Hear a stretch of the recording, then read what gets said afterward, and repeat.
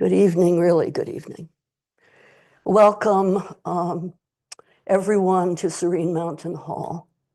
Did you feel the influence of crossing the gateless gate, the threshold-free gate underneath the powerful creation by Roxanne Swensel, welcoming us to this hall, a beautiful gift from this community to the serene mountains of the Tewa territory. To cross, to pause at the gateway and step in to a hall that is bound to undo your fixed notions. Tonight's talk is dedicated to our teachers, to the core root teachers that animate and give us our life. And in particular, in specific particular, to Zen master, teacher, monk, poet, activist, dreamer, disruptor, Thich Nhat Hanh, who died 3 years ago today. In his home temple, where he was ordained as a monk at the age of 16, almost 80 years of serving as a monk, and returning to Vietnam and dying peacefully in Tu Hue Temple in Hue, central Vietnam. I'm feeling very much upwelling of gratitude for this root teacher.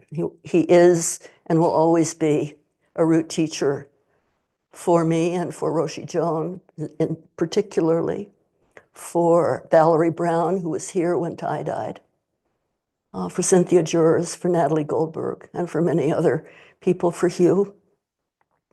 For many of us who practice deeply and closely with Thich Nhat Hanh and received the 14 precepts of the Order of Inner Being. Yes, it's good to bring a book, a well-worn book. So 14 precepts of the Order of Inner Being received gratefully and humbly by many of us in Plum Village and beyond. I'll say more about that. But I want to come in a little closer and talk about what you must be feeling, which was, there was live birth yesterday in this hall in the night. 2 beautiful, newly transmitted Dharma teachers were born in the care and presence of other Dharma teachers surrounding them. A red light emanated from the core of this temple and made the mountains and rivers turn their heads. So welcome to this Dharma community. Welcome, newly born Dharma teachers. Gratitude to Roshi Joan for seeing and affecting this transmission beyond the scriptures that happened last night, and to everyone who helped. Welcome, Dine Nin, Wendy Lau, and Fu Xin, James Bristol, to this community. We welcome you. Newly robed. So encouraging to see trustworthiness of this nature in these times, of this kind of direct, intimate language of transmission. So, help me, clippers, cut through. I bring my clippers when there's a lot to say, and I want to go to essence. I want to go to essence. There's so much feeling. I remember Roshi Joan coming down into the dining room 3 years ago, and I was sitting at the table. The fire was roaring, although it was warm. And she leaned over and said, "Where is Valerie?" I said, "She's out there." And Roshi went down the steps and leaned over to Valerie, who's a younger and newer and magnificent student of Thich Nhat Hanh's. And I heard a heart-rending cry. And I just stopped and I thought, Ty. And went outside and we sat with Valerie on the ground for a good long time as the world came apart A cloud never dies. And Roshi met Thich Nhat Hanh in the early 60s at Columbia. Never met, but was present with him in 1962 when he came to this country, begging us to make peace with his country. He was forged, tempered, and animated by war and by loss. So 1962 in New York City in Columbia with Hozan Alan Senaki nearby. Free speech, extraordinary time. Begging this country to reconsider how we live. And from the time Thich Nhat Hanh was a very young person, he had a sense of monastic training. His elder brother was a monk. He also joined and became an ordained member of the Lu Kuan Dharma line and Linshis in Rinzai tradition, 42nd generation, when he was 16 years old. And every moment of his time, he said, he, although tempted to follow radical Marxist ideas that were so alive in his country in that time, he felt that the key, the Zen key to making peace, had to be in the Buddhist scriptures and in Buddhist practice. And if we could only deepen, widen, and revivify those practices, then peace could be possible on every step.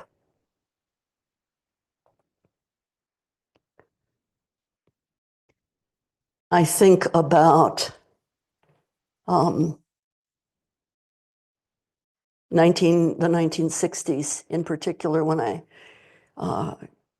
remember and celebrate Thich Nhat Hanh and the difficulty that he faced. Meditation, he reminded us, is not an escape. Meditation is the courage to look at reality with mindfulness and concentration. And meditation, real meditation, is essential for our survival, our peace, and our protection. So between the occupation by Japan, the Indo-Chinese War, famine, fire, terrible disaster, and the long and deadly Vietnam War that took 3 million, almost 4 million lives, most of them Vietnamese. Although 58,000 plus American soldiers died on Vietnam, in Vietnamese soil. And still, Thich Nhat Hanh kept innovating, writing, begging for peace, working with the tradition, working with training to create a peaceful and meaningful response. Over 100 books in his life, and poetry. Flowing out of him when he was 6 years old, he began to study Chinese and French, understanding if I'm occupied by France, I need to speak their language. So learning to be present with the occupiers and to speak and teach. And he taught us in Vietnamese and French and English and was translated at the same time. And yet every language offered a fresh view into Thich Nhat Hanh's mind, maybe the practicality of Vietnamese, the philosophical richness of French, and the stone hard truth of English running through our ears as we took the teachings in. In 1965, beginning in 1963, the acceleration of the war in Vietnam was prominent. And during that acceleration, there was a suppression of radical Buddhism or of engaged Buddhism, a kind of retreat from the world which Thich Nhat Hanh would not comply with. He went on to form then Han University, Youth for Social Service, rebuilding parts of his country 2-3 times, and founded alone a very quiet retreat, Fragrant Palms, in the kind of wild part of Vietnam, so that silence and stillness could recreate his life. That was an absolutely necessary component. So even during the height of the war, his students practiced closely 1 day of mindfulness a week, even in the hottest time of the war, which was during the 60s. So this is practice on the front lines, literally. And I remember meeting Thich Nhat Hanh in New York City at a peace march. I also remember vividly my father on his desk, my father whom I'm very close to, my father on his desk having a copy of Lotus in a Sea of Fire. And together we marched in New York City at the same time that Thich Nhat Hanh was in New York City, slowing down the marching. In New York City, you move through my country so quickly. Can you actually slow down to feel what it takes to wage peace? Slowing down the inquiry. And it affected me in a very deep way. And it affected my father, who after this time and during the Vietnam War, quit his job as a publisher to do full-time draft counseling. So our family was deeply and primarily affected by this extraordinary teacher. In 1964, Thich Nhat Hanh established the Order of Inner Being, a direct answer to war and dogmatism, with 6 people receiving the original precepts and maybe another 7 students. And the 13 of them were called the 13 Cedars because they stood like trees.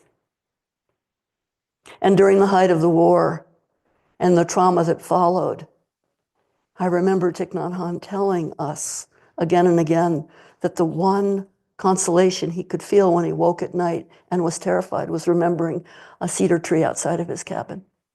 Talked about that cedar so deeply. And only when I read recently, like a few days ago, a very beautiful biography published by Thai students, did I feel the connection between that cedar tree and his students. 7 of them who were killed and some of them murdered. One primary student immolated herself to try to turn the war around. And during that time, these precepts were forged. Now, in winter practice period, we have been investigating family stories, the great koans of antiquity, and making them new and fresh, and looking at the confluence of the koan tradition and precept study. So when I read the guidelines, Roshi, yesterday in study, I thought, these are guidelines for studying koans, as koans are guidelines for how we can really practice the precepts. So this is original writing. I just want you to hear a little bit. 1964, Tiepien Order of Inner Being established. Thich Nhat Hanh understood he would entrust 6 cedars to receive these precepts and wait 10 years before anything else was offered. It took a long time to really see if the language was true. Tiep, to be in touch with and to continue like a thread. Hien, to realize original truth, to make life alive, here and now. We're here to awaken, said Thich Nhat Hanh, from the illusion of our separation. And the charter of this order, commitment to study, experiment, apply Buddhism to modern life, to never believe or act without the spirit of experimentation, and to make practice tangible and verifiable through your own body and mind. Non-attachment to views, direct practice realization, give rise to compassion and tolerance. This is from his language. And may appropriate teaching accord with the needs of those we are practicing with. And fourth of all, find upaya. Find upaya. Find images, methods that open the Buddhist path to creativity and the ability to reconcile. And he loved to say, there are 84,000 Dharma doors, can't we find a few more? So the body of the precepts is a strong and supple body. The first 7 have to do with the mind. The next 2 have to do, very much have to do with speech. And the last 5 relate to the body. Body, speech, and mind in a perfect harmony. I send my heart along with this bell. May everyone who hears it wake up from forgetfulness and come home. So for the mind, the second precept. Do not think the knowledge you presently possess is changeless, absolute truth. Avoid being narrow-minded and bound to present views. Learn and practice non-attachment from views in order to be open to receive others' viewpoints.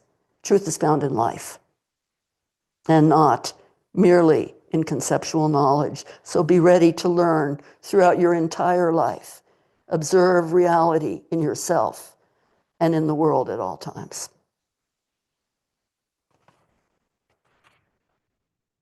The 7th precept is also so important. He called it the hinge precept.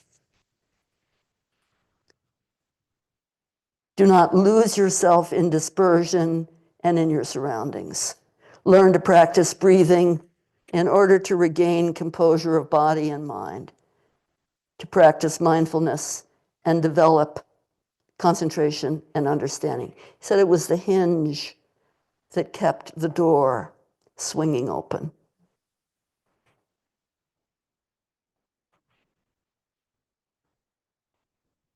And then the 9th precept directed towards speech. Do not say untruthful things for the sake of personal interest or to impress people. Do not utter words that cause division and hatred, nor spread news that you do not know to be certain. Do not criticize or condemn things that you are not sure of. Always speak truthfully and constructively. Have the courage to speak out about situations of injustice, even when doing so threatens your own safety. Even when doing so threatens your own safety.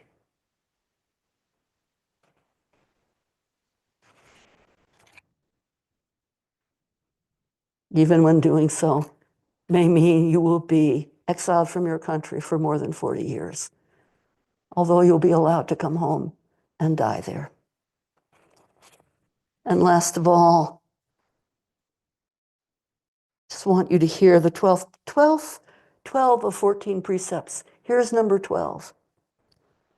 Do not kill. Do not let others kill. Find whatever means possible to protect life and prevent war.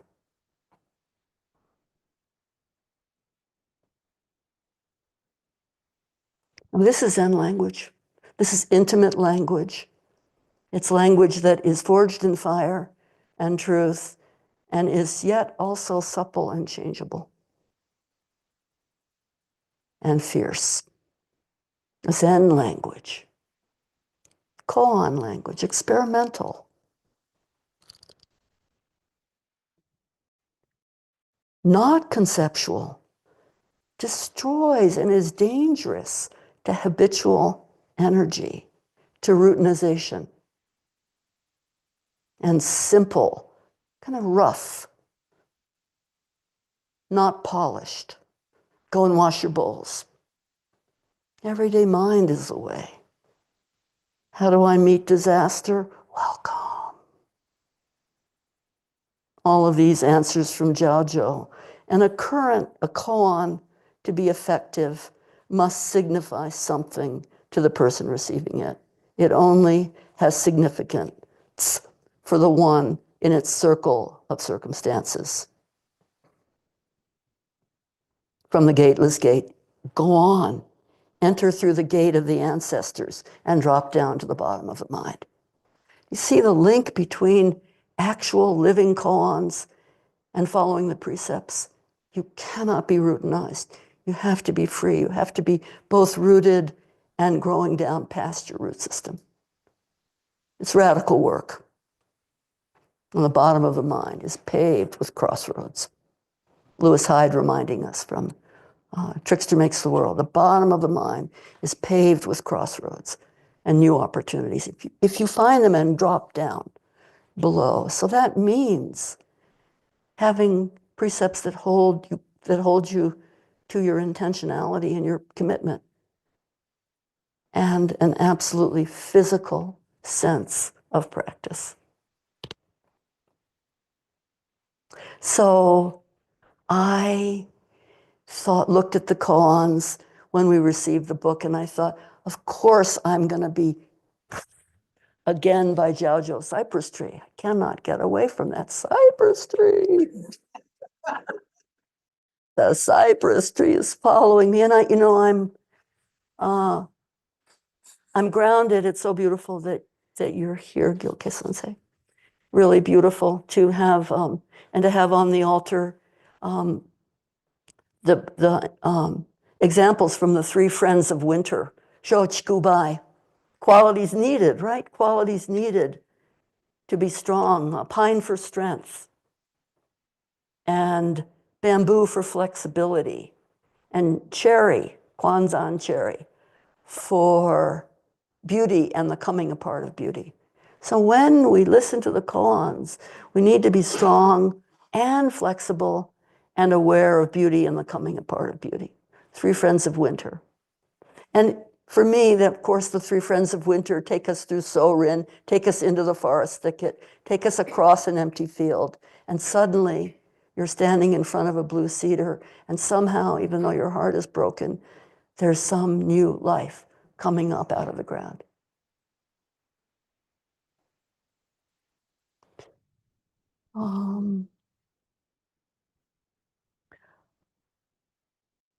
A monk asks old man Jiaozhou, what is the meaning of the ancestor Bodhidharma coming from India? And I want to say, I read this koan to you from our collection of 300, but beautiful writing in Zen Keys about this koan, which has been so meaningful for me. So Thich Nhat Hanh's influence and practice with the koan also is grounding me tonight.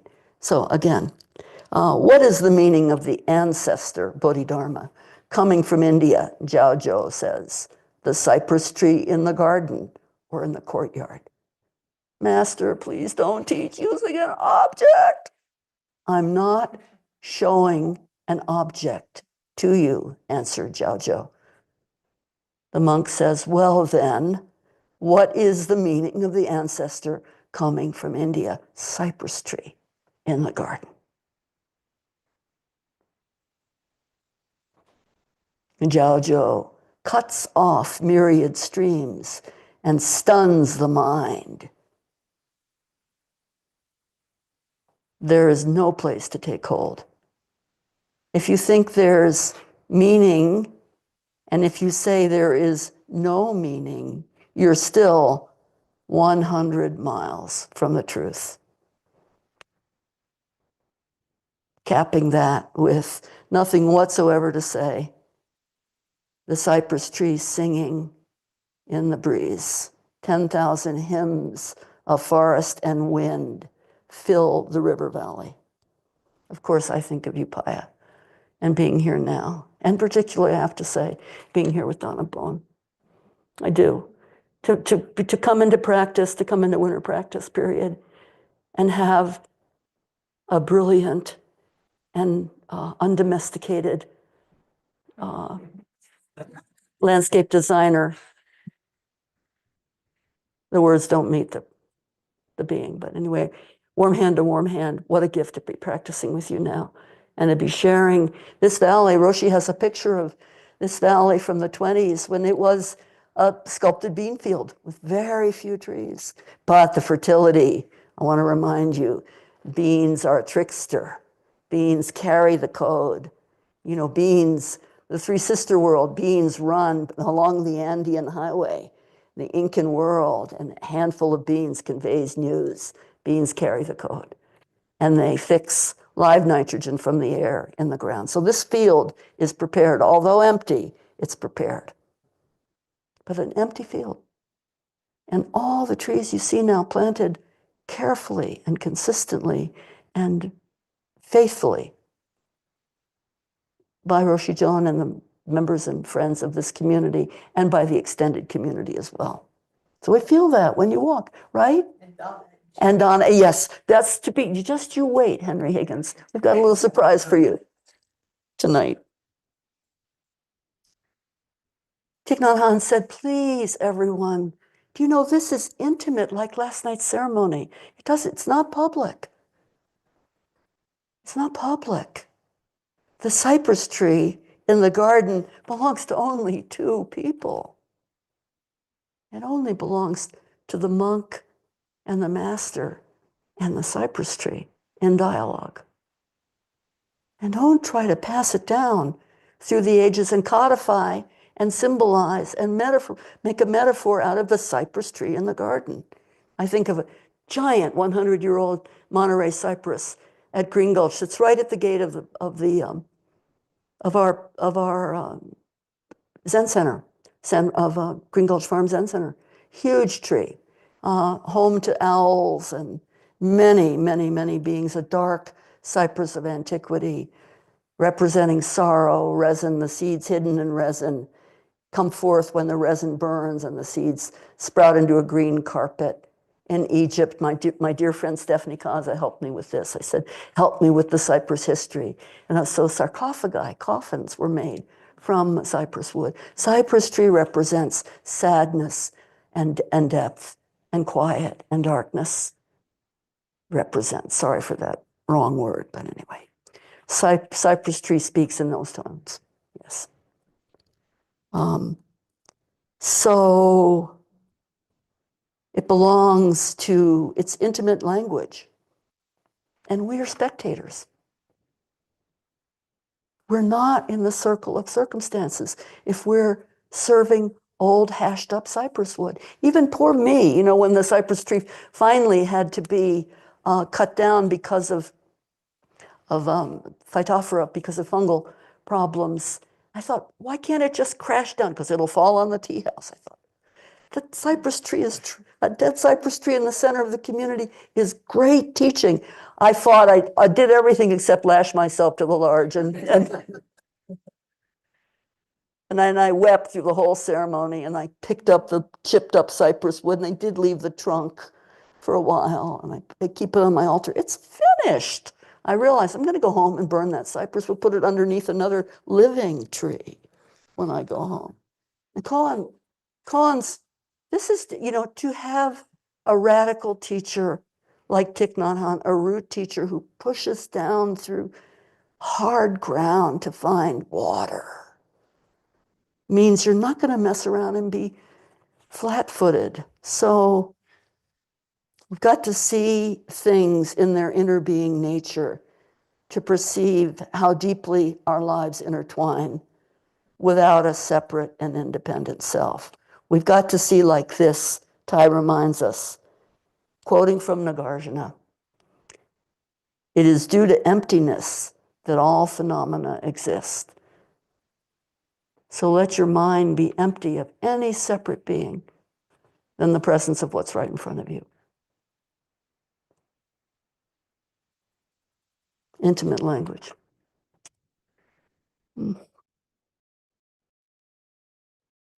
This picture here is a picture probably that Roshi Joan took years and years ago, in the 1980s when we went to, you and Cynthia took it. Did you take it? Well, then we finally know the answer. Thank you for coming tonight.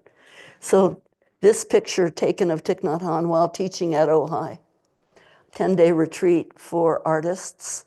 We didn't introduce ourselves until the 8th day. I think it's at least a deep time when Roshi and Kaz first really connected. Kaz met Peter Levitt at that time. There were lots of with beyond language, lots of connections happening under that oak tree in Ojai. Intimate knowledge. I remember Thich Nhat Hanh saying to me on a private walk, he said, "You have the most beautiful walking meditation path out to the sea, and you are the grimmest people I've ever met." Said, "Can't we have a Zen center without Zen and without a center? Could we have a Zen corner? Why are you so grim?" And Sister Chung Kam added, "You also have the best bathrooms and the plumbing that I've ever seen." So that, that affected me, not just grand comments. And meditation is not an escape. It's the courage to look at reality with mindfulness and concentration. It's essential for our survival, our peace, and our protection. So please, begging us to meditate. So I want to stop and make a transition now, an important transition. And I want to do so by describing a really fresh moment that happened. When the doorway to the Mahabodhi Stupa was opened. The stupa is open. The door was wide open, a gateless gate, great way, no gate, 1,000 paths, past the barrier, walk the universe alone.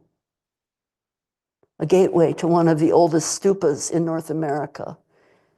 Created in 1972, Mahabodhi Stupa, consecrated on new moon of October 1973 by His Holiness Dudjön Rinpoche.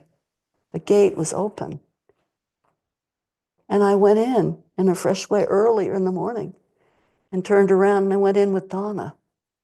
And we turned around and kind of gasped to feel those meridian lines that we talk about, those ley lines, those connection, those mycorrhizal root systems running right straight into the heart of the temple. Eye to eye. In the old world in Japan, I've heard that when the fire was lit in the morning, candles were lit in the zendo at the same time, so that the hearth of the kitchen and the zendo was lit together. And I felt that standing there with Donna and looking down into the Circle of the Way temple, feeling the communication, that old lineage and line up. And I felt it go over the branches of the ponderosa pine planted so many years ago.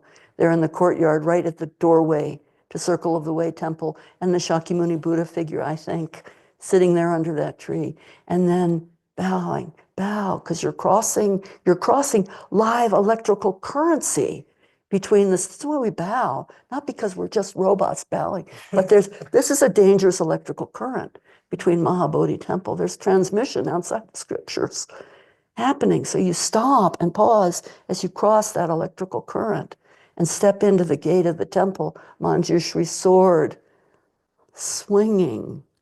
Manjushri sword, reminding us, I use the sword of deep seeing to cut the bonds of suffering.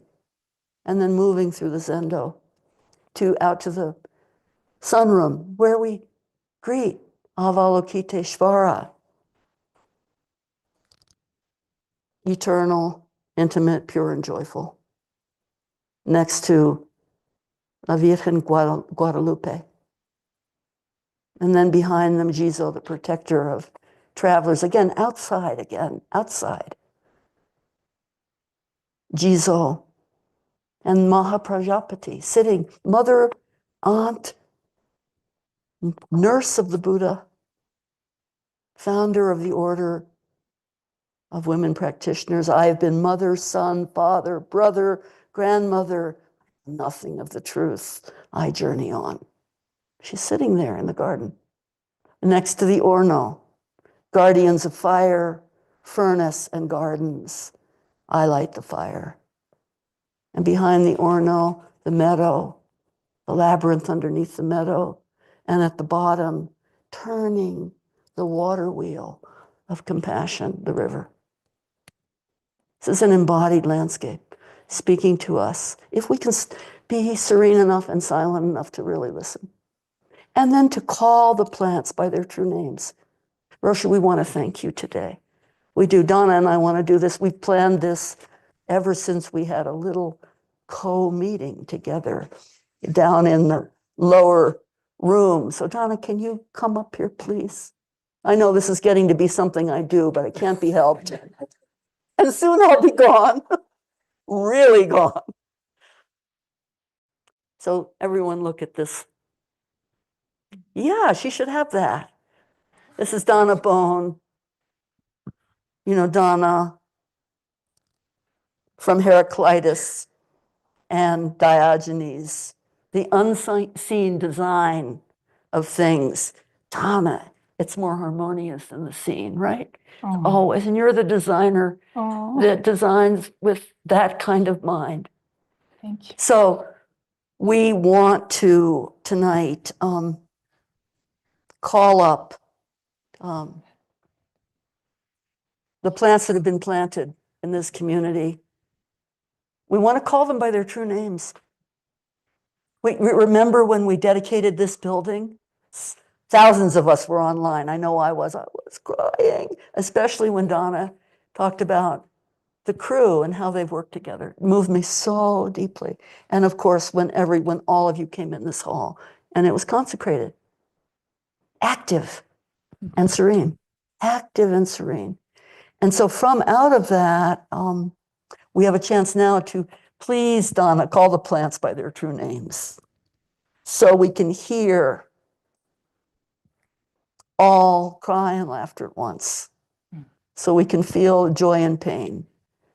Let's call them by their true names so we can wake up and the door of our hearts can be left open, the door of compassion for the good work of Dharma and ecology, interconnected for the long haul.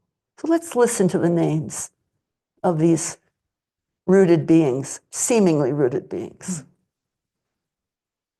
Thank you. Thank you, everyone. The following trees have been planted on the grounds of Upaya in the last 2 years. Acers, the maple family, we have 9. Sienna Glen maple, orange flame maple, Osakazuki maple, Shindeshosho maple, red point maple. There are 2 serviceberry autumn brilliants, 3 New Mexico privet,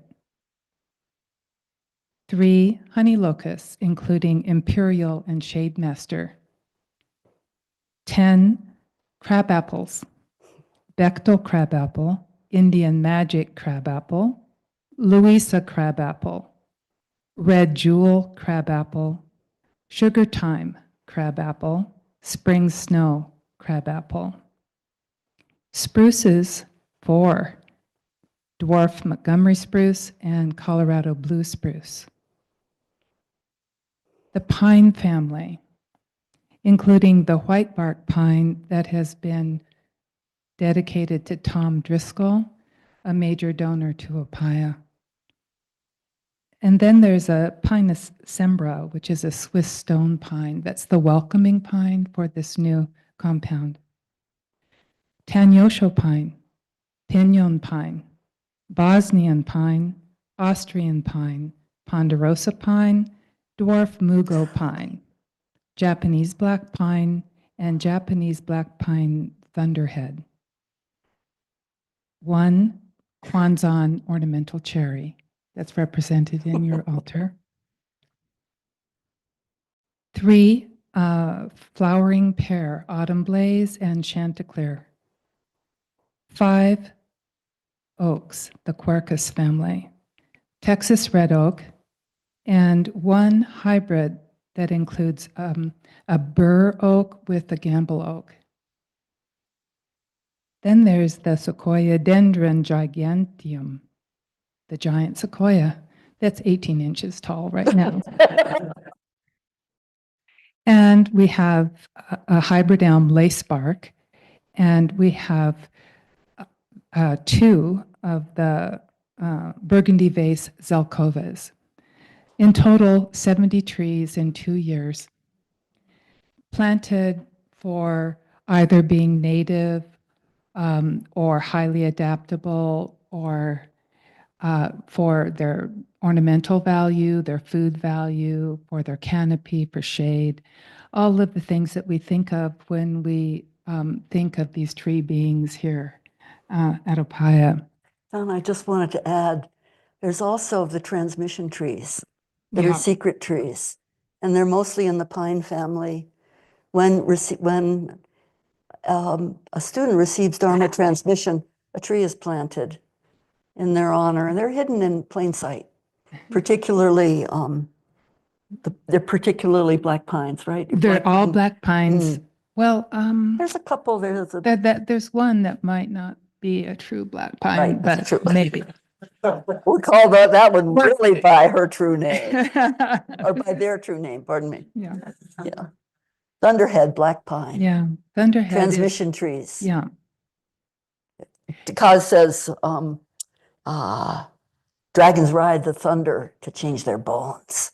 Those are your transmission trees. Change your bones. Change your bones, says Donna Bone. Yeah, right. Friend. Right. So Go. these 70 trees were planted by Jimmy Gonzalez and his crew. A collaborator, he has a tree farm, and we've worked together for 30 years. Some of the larger pines and spruces that are planted in Saigoku, is that what you named it? Yeah, the Western Park area is in that area. The larger trees all came from Jimmy's farm, and he planted them with his father as a young man, and grew them on. So the process, and he's so honored and happy that Upaya has these trees. Oh my gosh. And so the process is that he and the crew hand dig these root balls. And some of them are like 5 feet wide, 5 feet deep, huge. And of course, they then have prepared the holes here at the site with really good backfill. And then they dig all these trees at the farm and they load them onto trailers and trucks and they bring them in. And then a big crane has to hoist them into place. And so it's some of the trees weighed 6,000 and 7,000 pounds. Yeah, so it's a big effort, but it's done with such skill and communication, just strategy, and with joy. And so they have to be planted at the right depth. Pines in particular can't be planted too deep. Right. They hate that. Yeah. And so, so having this skill and knowledge and wherewithal and trust, lots of trust in the process. And so not all the trees are huge like that. Some are small, but the process is still the same. And the honoring of that tree being is still the same. And the other thing that I wanted to mention about, just the actual work of it is we now have Danny Wolf doing maintenance here at Upaya, and he's excellent with the trees, gentle soul, and knows what he's doing. And it's just such a relief to me to see that they're being cared for well. That's very important.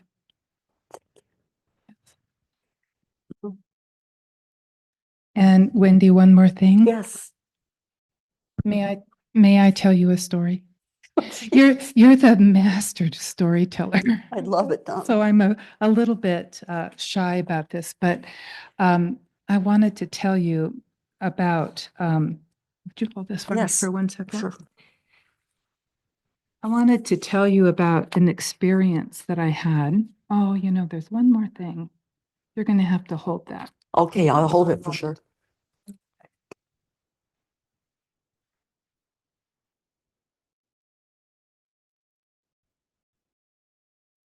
You surprised me. Now I'm going to surprise you. This is what winter practice period is like. You share that. Okay, so this is a story about the intelligence found in nature, especially tree intelligence. And we'll all remember when Kodo, in his Dharma talk, was speaking about the beauty and amazement of this piece of wood, a firewood, that Henry had shown to him.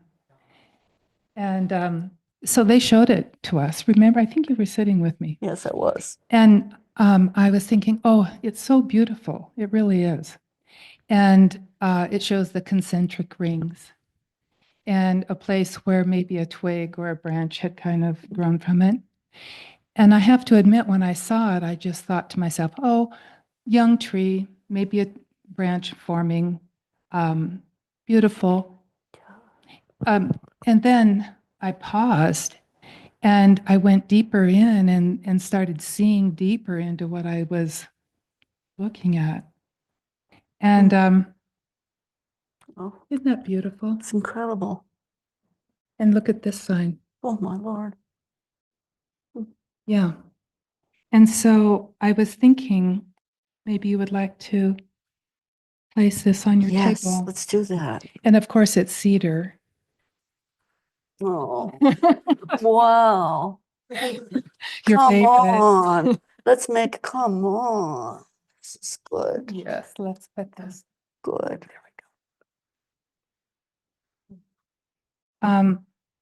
And so what happened to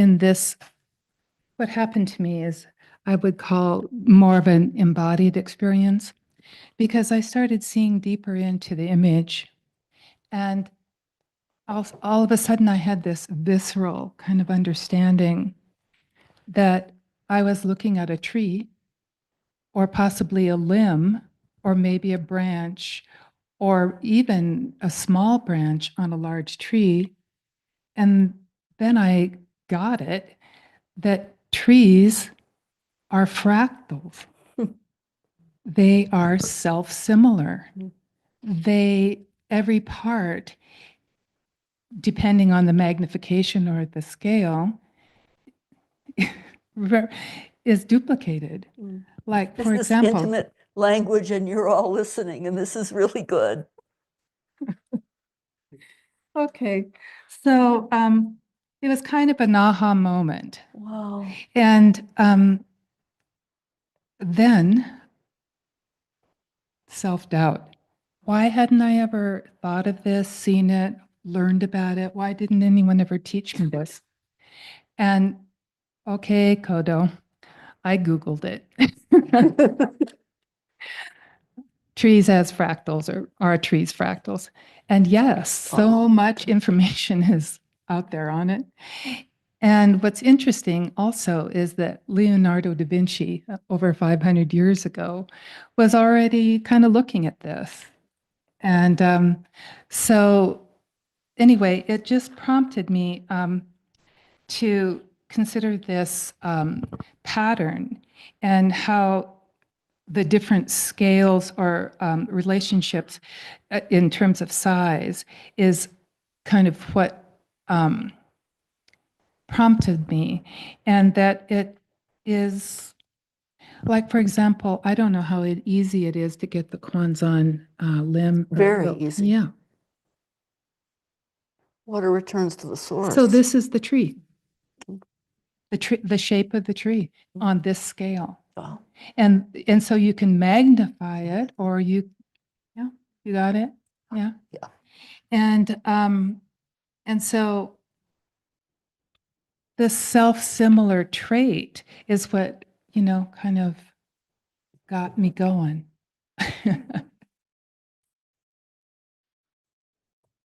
Thank you. Yeah. And then I started thinking about Ocean's insightful talk about the three lenses, Yes. viewing the precepts with the three lenses, the third lens being intrinsic. And to me, this tree being, this experience, this intelligence in nature is that the tree is intrinsic. It's not trying to be anything else. It's not trying to be flax even, or even 3 pounds of flax, right? It is what it is, and it's beautiful in that self similar way.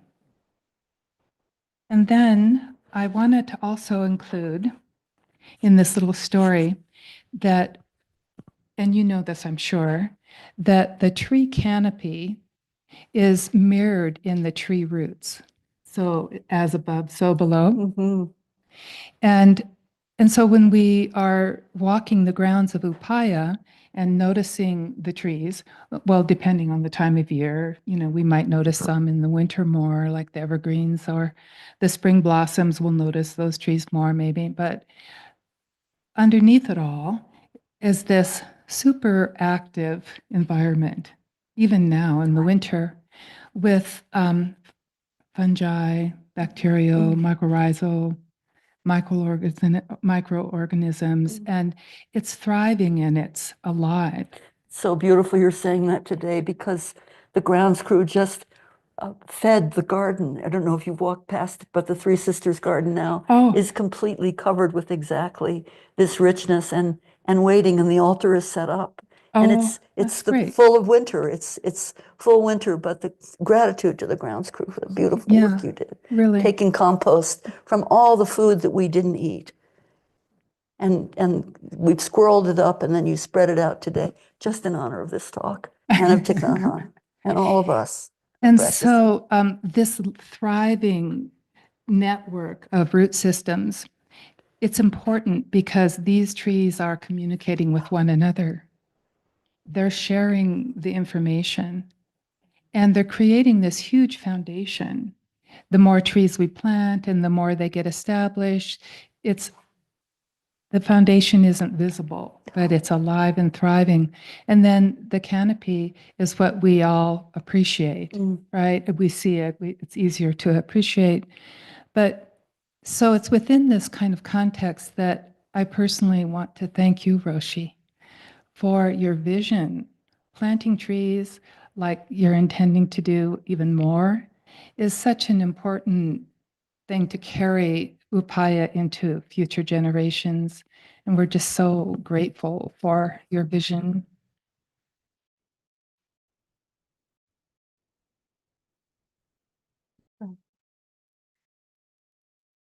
Thank you very much, everyone. I want to say that we did not plan what we were going to say. We planned to surprise each other, right? Yeah. And to Did it work? And yes, I hope it worked. Okay. I hope you feel the just the fresh in you rising of the Sorin Forest Thicket, the community of monks and monkesses, cloud and water wanderers, willing to live and die together. Well, here we are tonight.